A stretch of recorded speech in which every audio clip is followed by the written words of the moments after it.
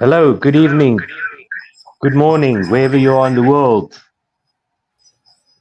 This is the Crash Ball episode 5. Still sorting out all our technical difficulties, so sorry about that intermittent song there. It's the 5th episode. We're learning as we go. We're sorting out all our gremlins. So thank you for bearing with us. And we will be taking this podcast to you right now,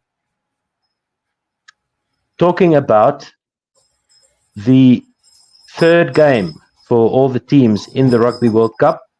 I'm joined by Ken Borland and David Midgley, who has taken a walkabout.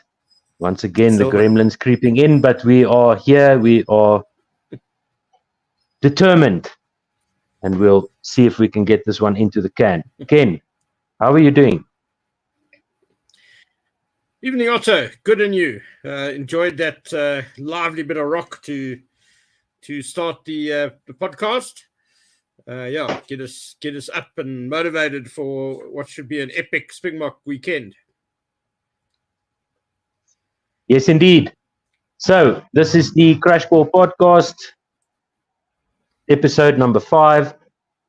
The previous game against Romania, we're going to start with that, and that was a whitewash by the Springboks. Excellent performance. Given the opposition, maybe not so much. What did you think about that game, Ken?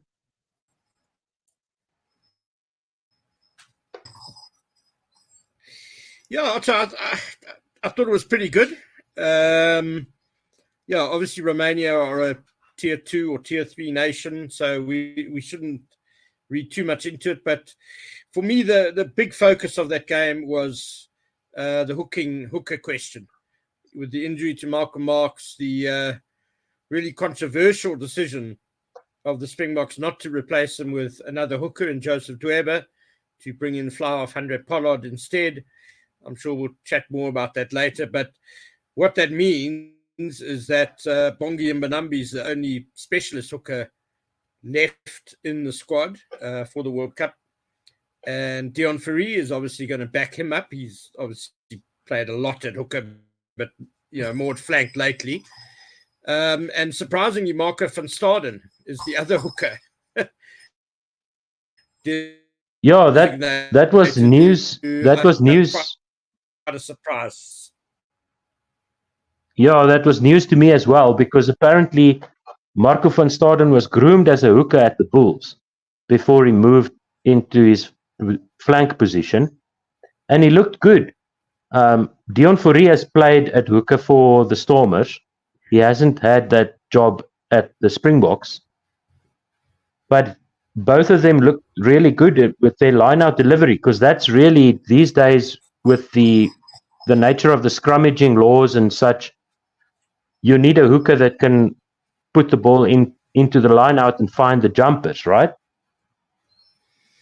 Also, look, I think it's very important, though, to point out that playing hooker in the second half against a Romania team that was already well beaten, they weren't contesting in the line-outs.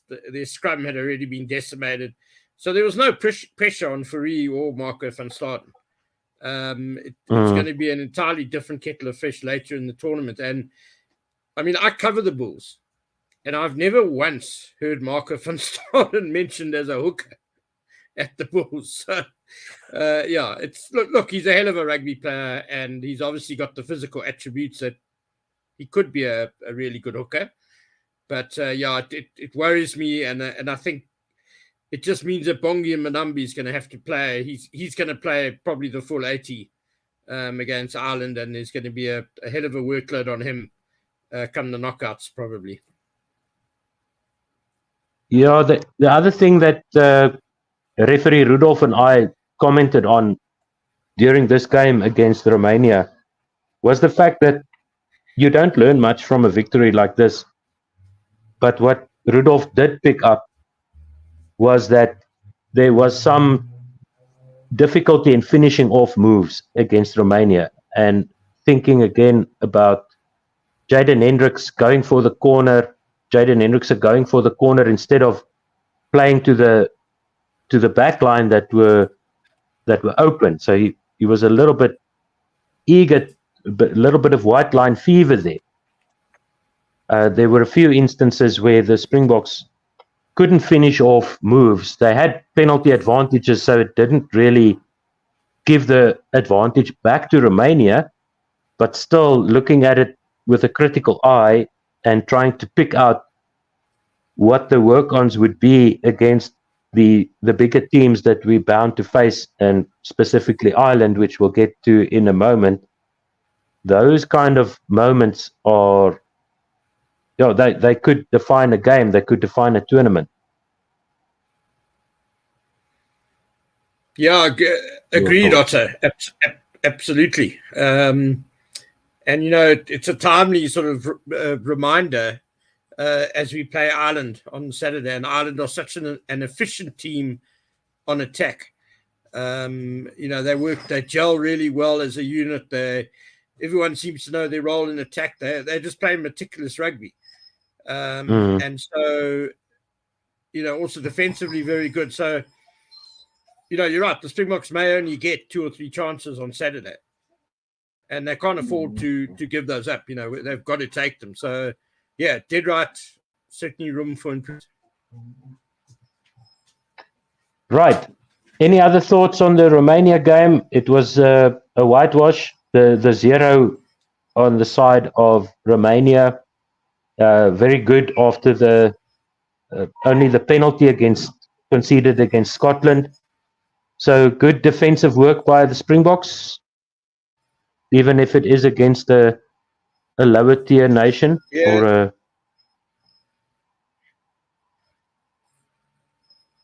Okay. Right. So moving on. It would have been. Mm-hmm. Go for it, Ken. Yeah. In a game like so easily, it would have been easy for the Springboks to become a bit loose, to become a bit, lose a bit of concentration. But the defense is really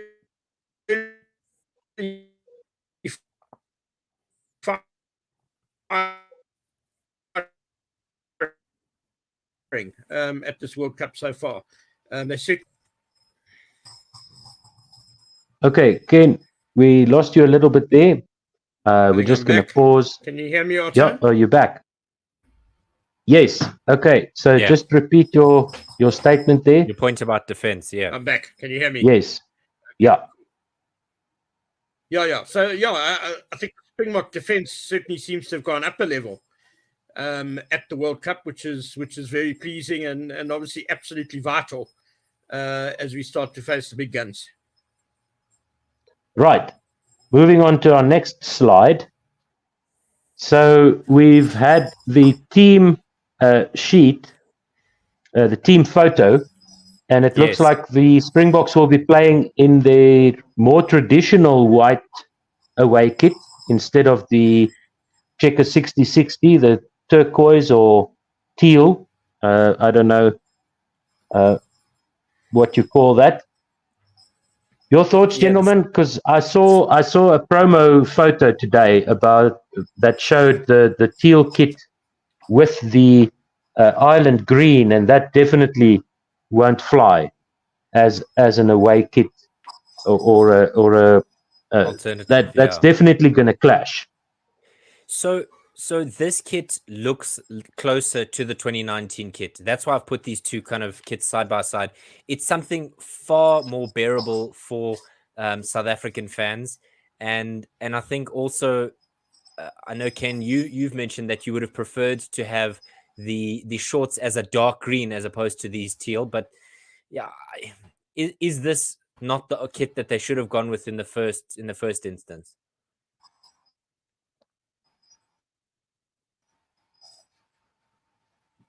And while we wait for Ken's answer, I'm just going to pause the recording and we'll be back in a second. I also need to take a break. Right. And we're back. So talking about the kit, so we were saying that the pants, the shorts should have been a different color and not the teal.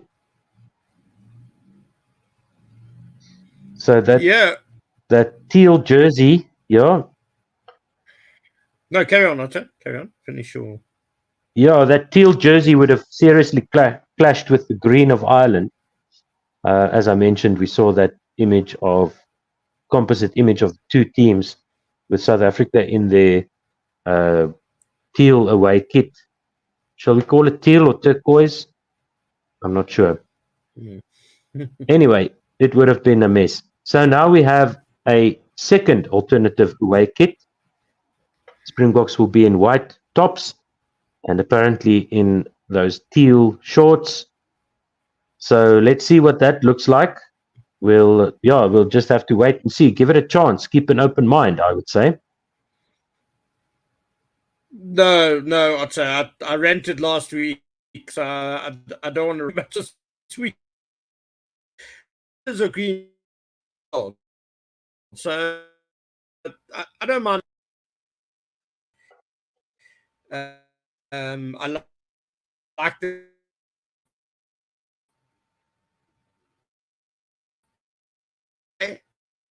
Could we not have had green? Those are our colors, green and gold.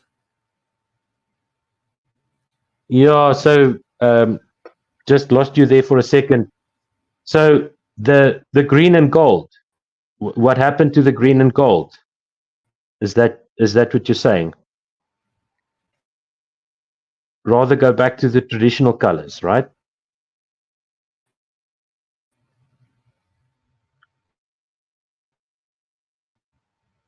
Yeah, you're dealing with multi-million rand brands here. The importance of colors. There's a reason that corporates are so specific about getting their exact colors right in anything they print or put out. The Springbok brand should be the same. Why we are playing in this weird blue, teal, turquoise, whatever it is, hyper jade, I think SA Rugby said. No, I mean, I can't imagine the All Blacks ever, if they had to play in that black jersey every game, they're not giving that up easily. We should be the same. Yeah, that's an excellent point, Ken.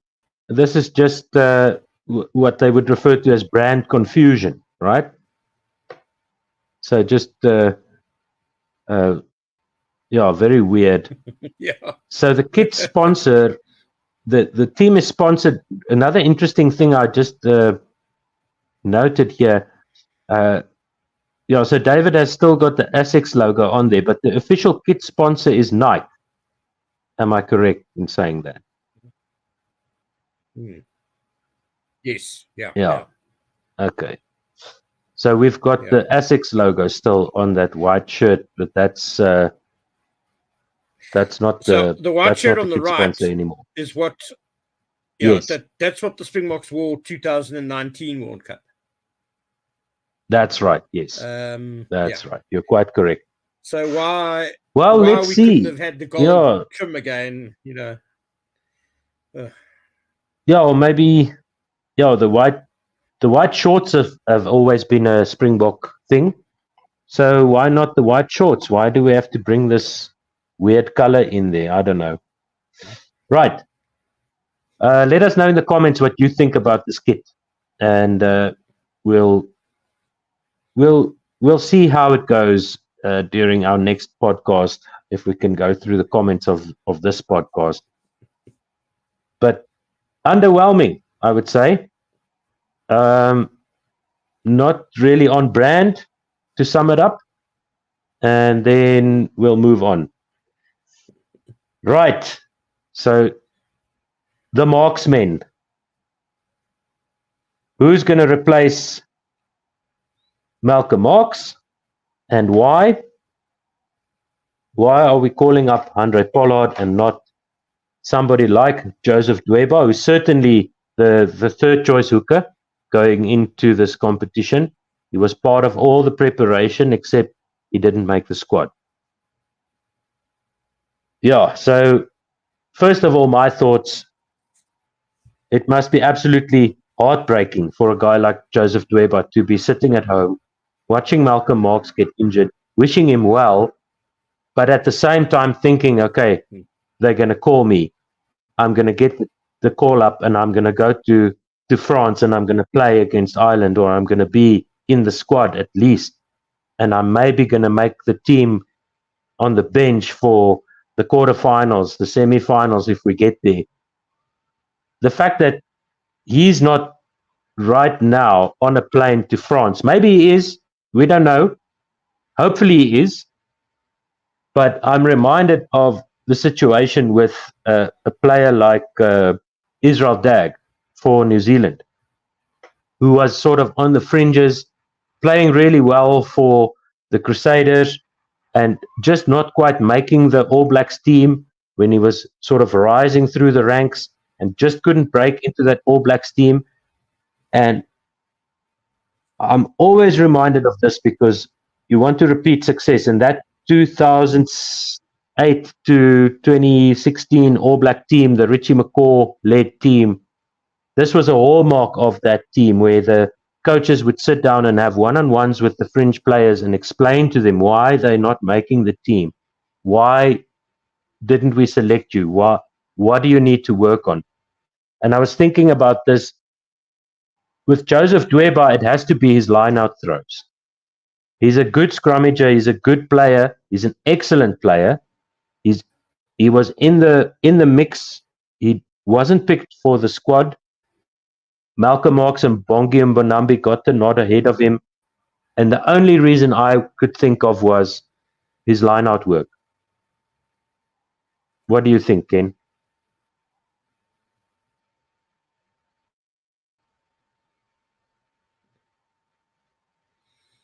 Well, I can guarantee you he's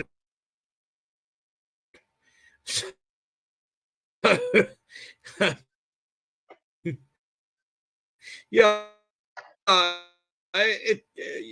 you did right, Otto. I mean,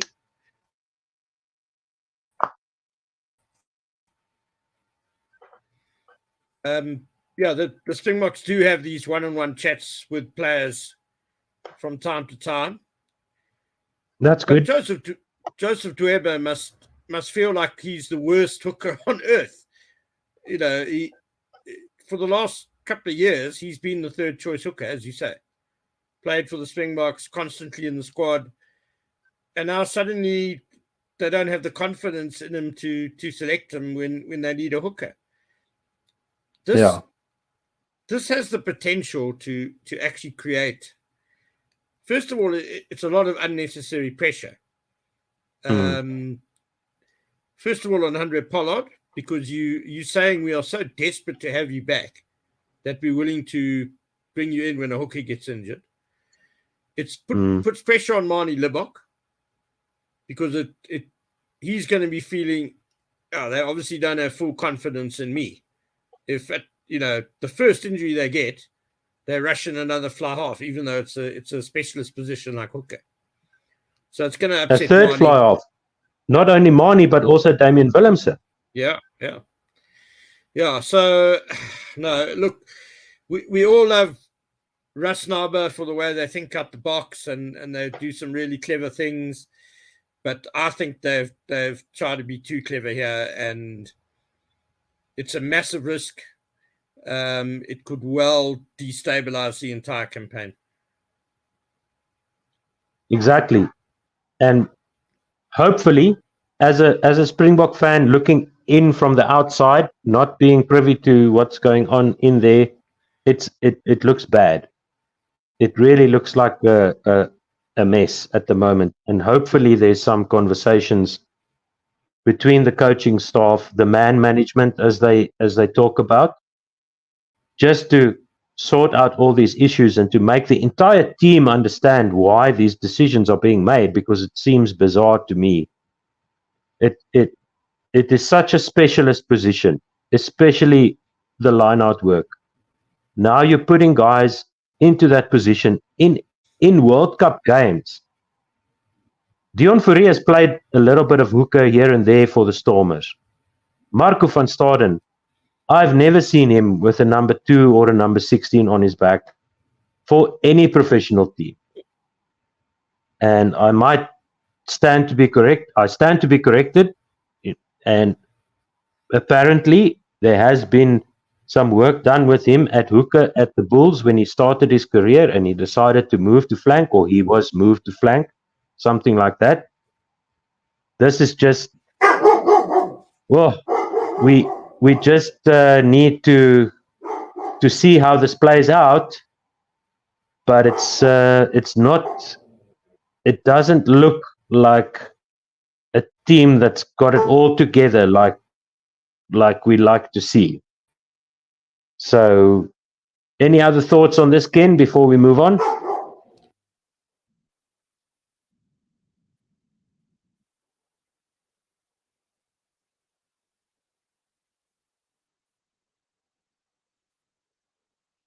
Ooh, Ken, you're not muted, but I can't hear you.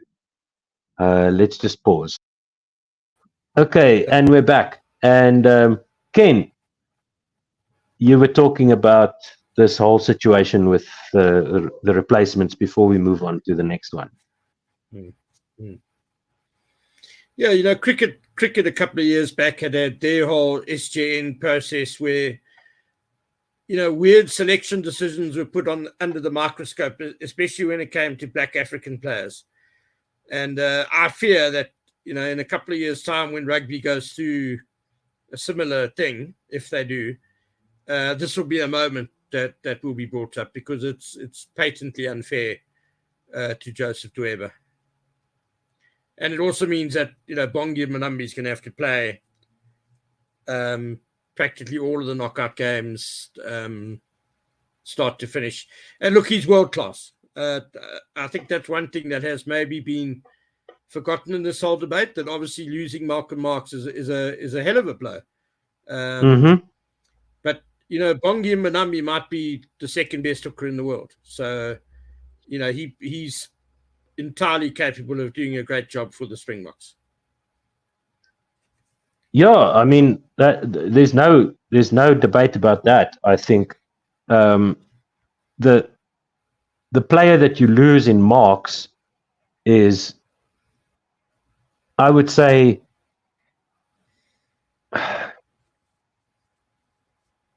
okay, let's look at it this way. Malcolm Marx was also bad at lineouts when he started his career. He's improved leaps and bounds. Joseph Dweba, the only question about his selection would be his lineout play. But he's still a specialist hooker. So it's a specialist position. It's the same thing as a fly half. A fly half has got a certain set of skills. You need to be able to pass off both shoulders. You need to be able to pass left and right. You need to be able to read the game, all of that stuff that we know that fly-offs do. And, of course, we need a place kicker. We talked about this in the previous podcast as well. Martin Lubbock has got the figures. That's why he's there. He hasn't shown what he's capable of in the Springbok jersey, which is unfortunate. He needs a mental coach, a sports psychologist to work with him. I don't know if there's somebody like that in the coaching staff at the moment there with the Springboks. Marnie needs to sort his head out, because he's got the talent, he's got the boot to be a dead-eyed dick fly-off for the Springboks. He just hasn't shown what he's done for the Stormers in the past 3 seasons in the green and gold, right?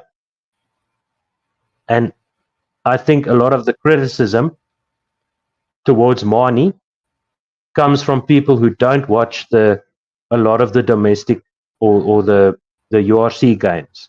He's guided the Stormers to 2 finals and 1 championship in the URC. In their debut season, they won the URC. So that wasn't despite Marnie Lubbock. That was because of Marnie Lubbock. He can do the job. He just needs to sort out his performance at an international level. And I'll say the same thing about a guy like Joseph Dweba. He's got his flaws. He's obviously, hopefully, he's aware of them. He's working on it. But what does that say to a player like Joseph Dweba? That we'll rather have two flankers as our backup hookers instead of picking you, a specialist hooker who's been doing the job for your team in the URC and doing a good job. And that, I think, is dangerous, as you said. I agree with you there. It's a very funny message to send to a player who's on the fringes, trying to break into the Springbok team.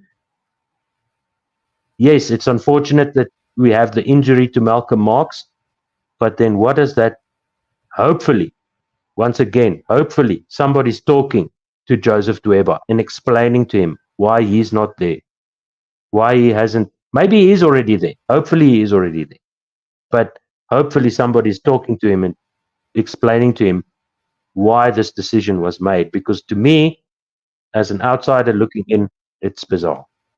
Right. Anything else about the marksmen, the marks replacements?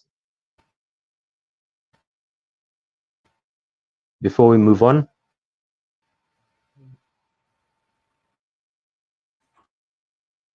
Right. So here we go. Our Super Brew leaderboard. GNAWTOTS, GNAWTOTS, is the Super Brew code for our Super Brew poll, and congratulations to Hennessy.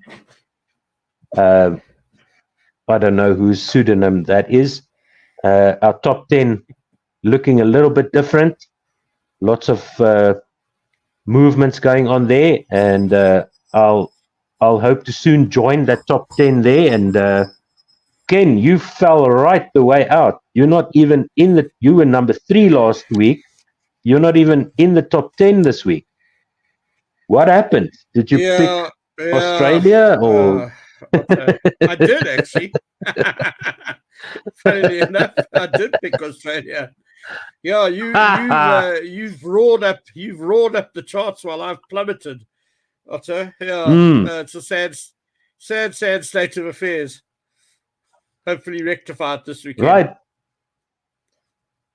Indeed. Right. So the points are quite close. So there's still some jostling that will be going on this weekend. This snapshot was taken before this weekend's games, by the way. So let's see. But quite a few people losing a few places. Our good friend James King there at number 8, dropping down from number 7. Yes, so Hennessy, Scooter remaining at the top of the ladder, and congratulations to them. Moving on, Ireland. So the title of this podcast, Ireland Looms. How large do they loom? Ken, are we going to be able to beat them? And by how much? What's your Super Brew pick? Let's start there. What's your score prediction for the Ireland game? Up to South Africa by 2. Okay. Yeah. But now I think we should start off with what you had to say about Ireland the other day, because you were pretty dismissive of the world's number 1 side, and then I'll respond to you if you like. Okay. So, if Ireland want to win this game, they're going to have to go through our forwards, which they won't be able to do. So they're going to go wide. They're going to try and play around us, and they might score a few points or something like that, but I don't see it. I can't see the Springbok team taking a step back against Ireland. I think that the physicality of our forwards and the speed of our backline, if Ireland make one mistake, we'll score 2 tries.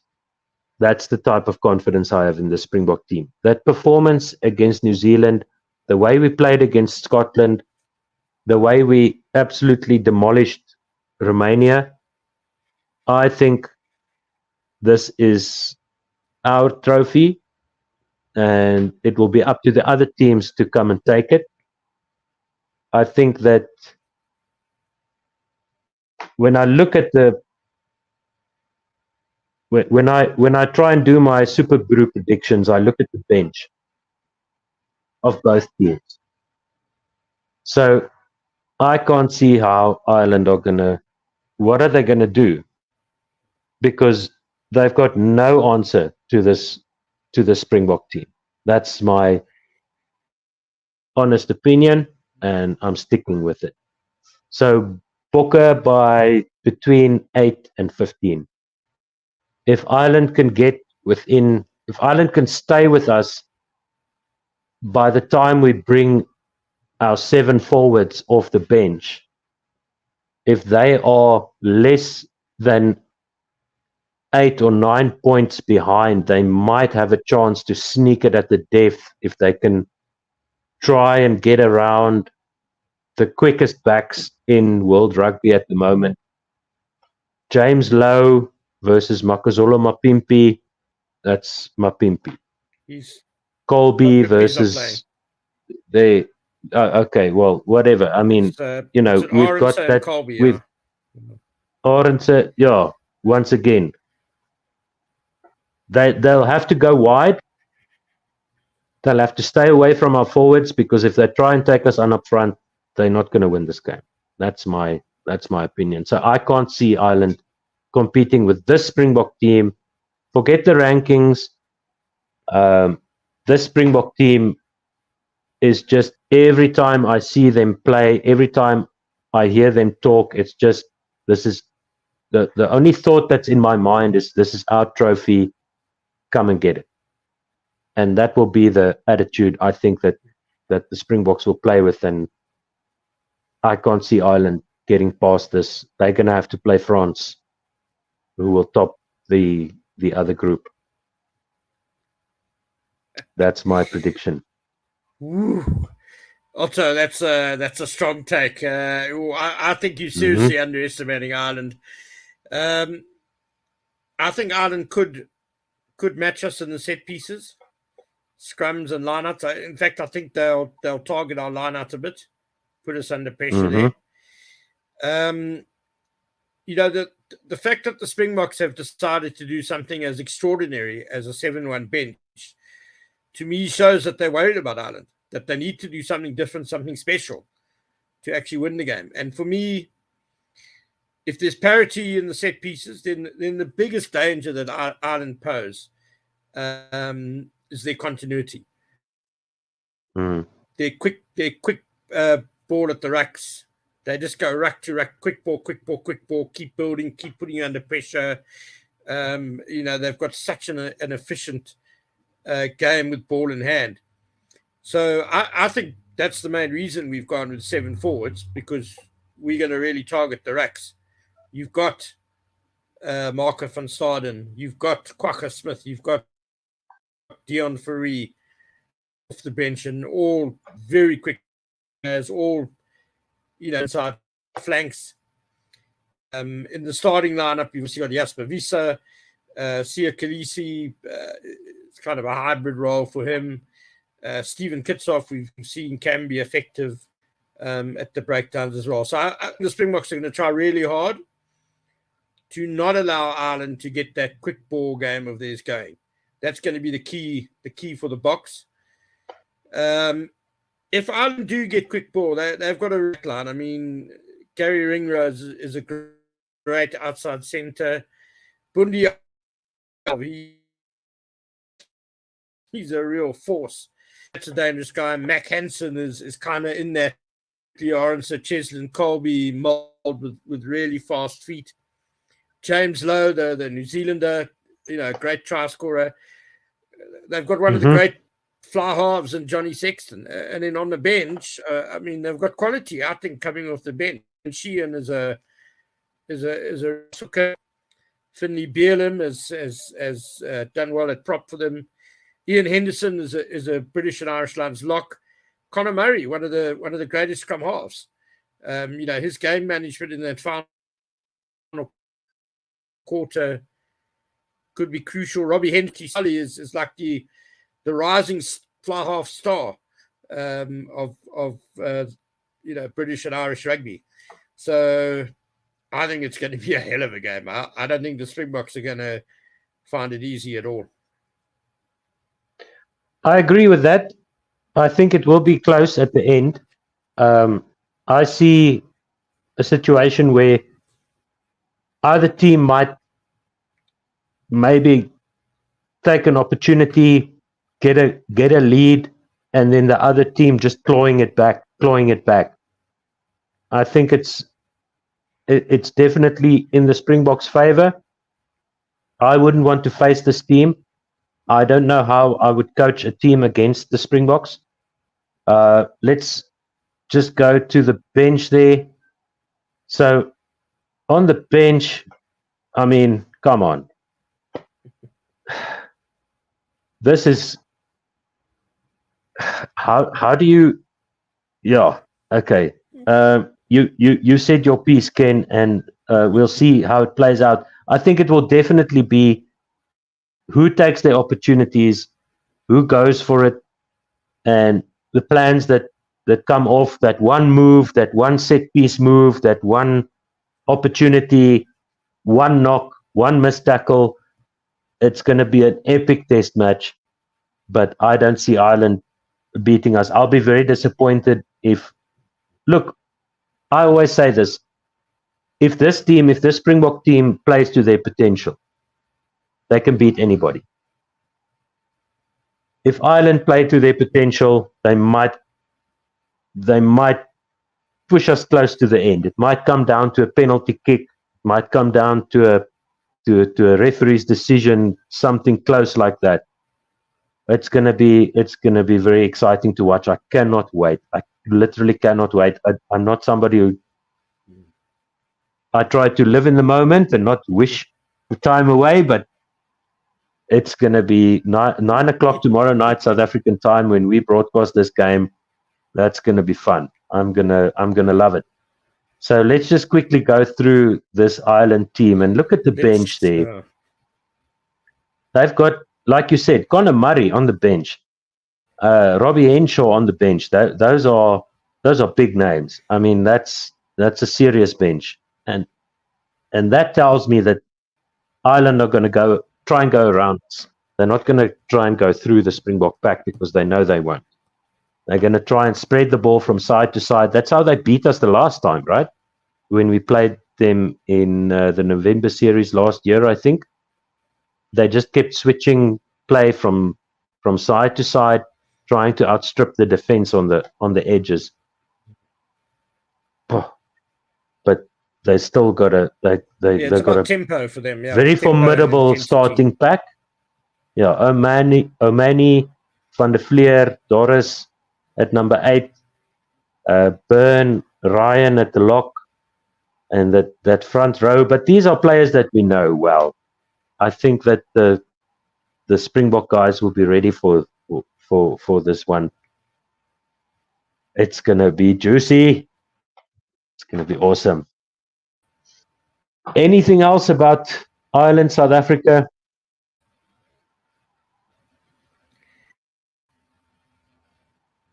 Well, you mentioned it, and referee's decision decides, and because it's, as you said, it's going to be an epic test match. It's going to be an absolute humdinger, and yeah, let's just hope that decisions by the officials don't affect the result in any way.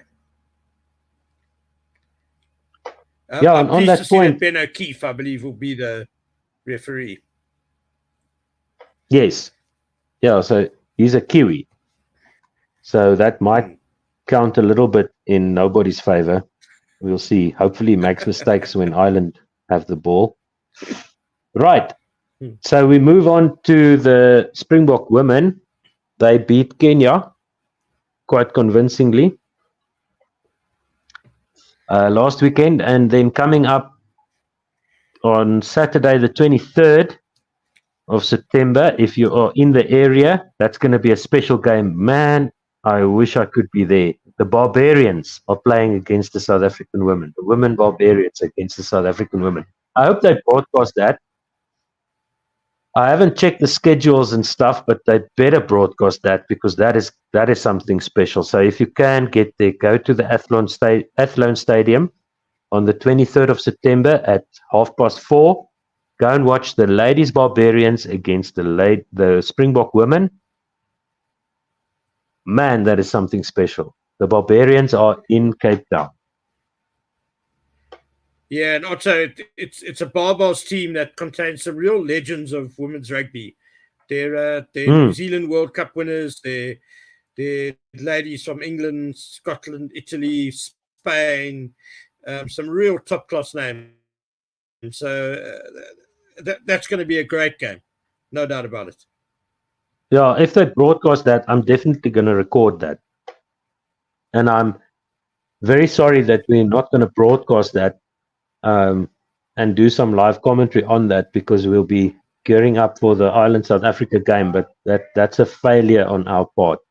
So I apologize to all our followers and our regular viewers and listeners. But I hope they broadcast that. I'm going to make a big stink if they don't. And please, everybody, if you're listening, get there. I hope.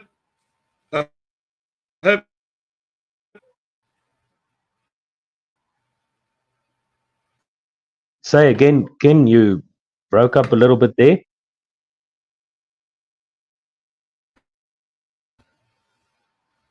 You said you hope?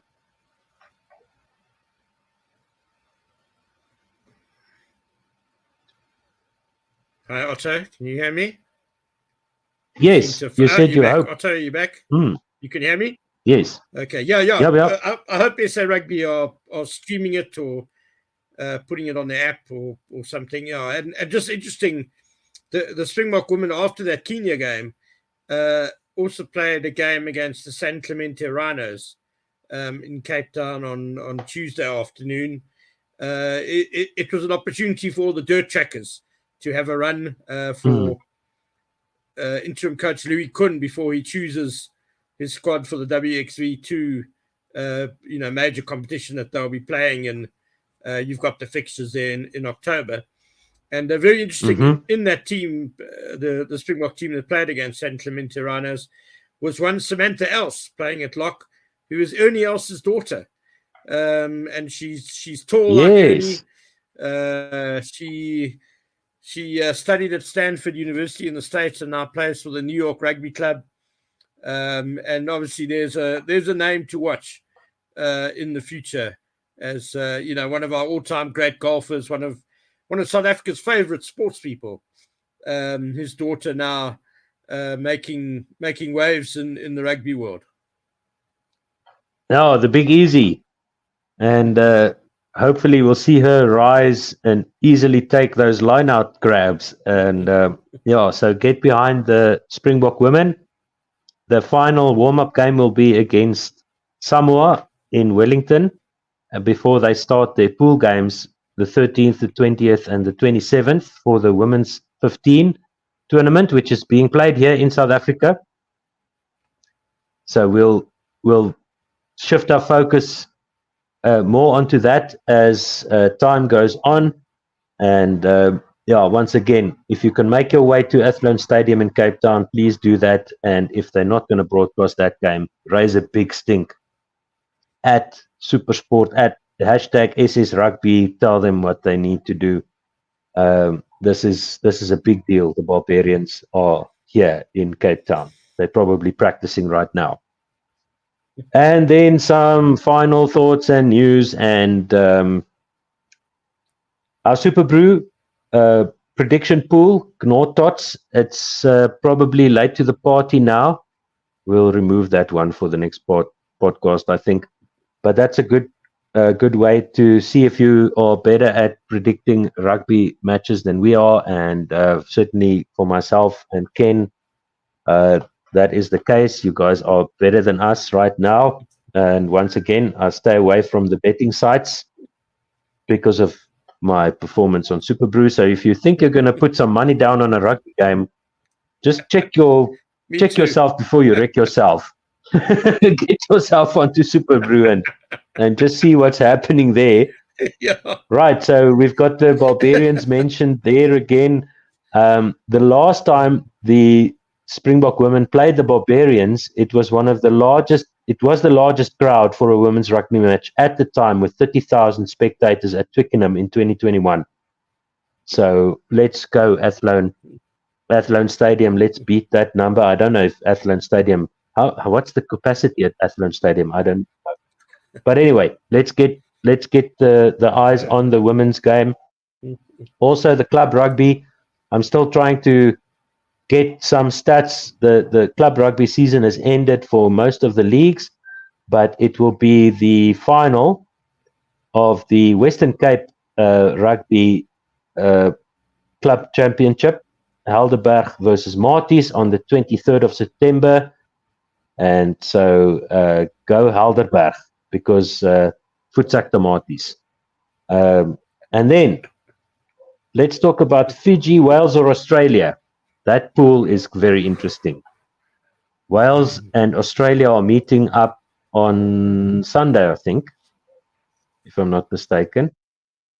That's going to be the marquee match on Sunday. If Australia lose that match, they are out, and Wales and Fiji go through. If Wales win that game, they'll put Australia out in the pool stages. And I don't know when's the last time that happened. Probably in the first World Cup, few World Cups. No, never. Never. Australia have made at least quarterfinals every World Cup. Yeah. Oh my goodness. Fiji, and for Fiji. Yeah, I don't know the words to their song, but yeah, that's going to be awesome. So if Australia win, it's going to be points difference and other results and all of that stuff. Then we'll explore that, because that's the most exciting pool to me, just to see Australia maybe lose out. And your arch nemesis, Mr. Australia coach, what's his name? That guy. Yeah. Eddie Jones. Right. Eddie Jones. Yes, Eddie Jones. Don't be a smart ass, mate. Yeah, so there you go, Eddie.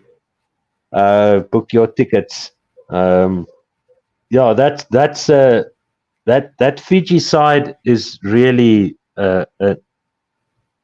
fighting, not flying Fijians as they are in the sevens. The fighting Fijians. They just keep on coming at you. It's beautiful to watch. So keep an eye on that one, and then Italy at the top of Pool A for now, I assume.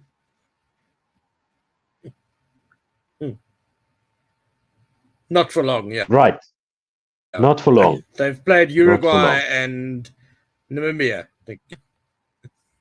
Yes, so they still need to face New Zealand and France, right? So that's right. Yeah, that's a temporary position for Italy. So there you go, Italy fans, you're top of Pool A for now.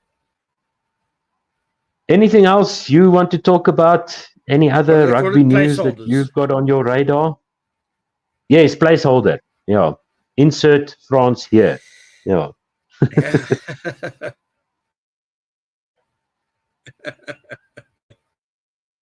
Anything else that you've got on your radar that you want to talk about? I just think on kind of like the closing thought on the big sort of controversy of the week, which is Andre Pollard's selection to replace Malcolm Marx.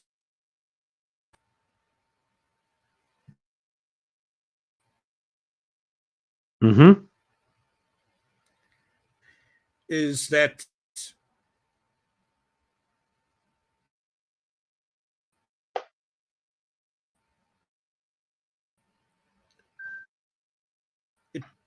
it puts a hell of a lot of pressure on Marco.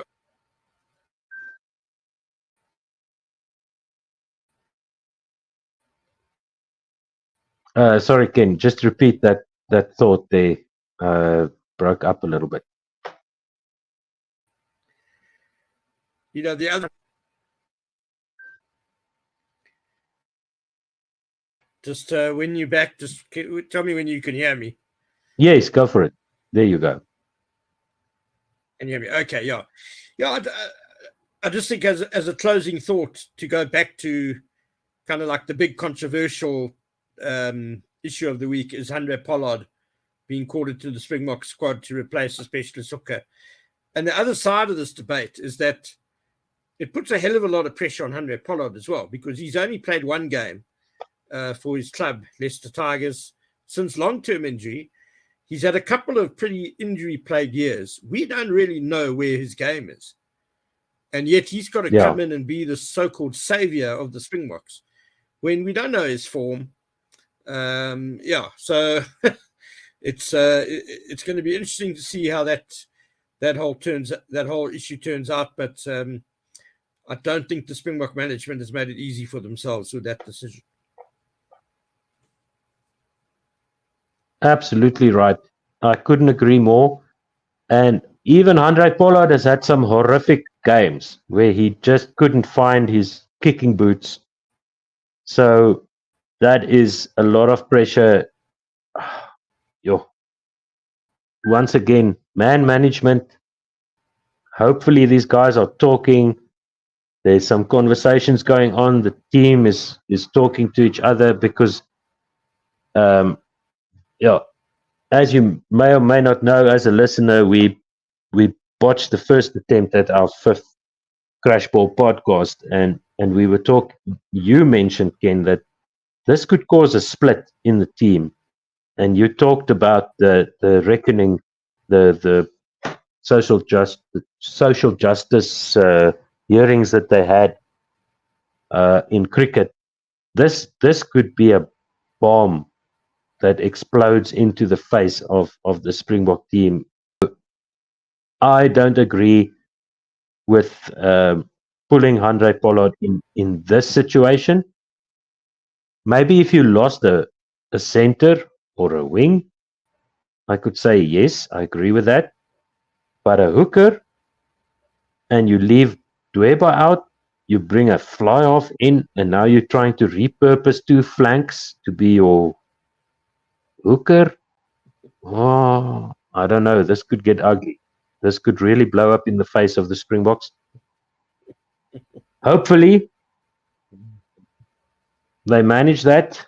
Let's see. I'm apprehensive. I can't wait to see how this plays out. But this is not ideal at all. Anything else you want to talk about rugby-wise?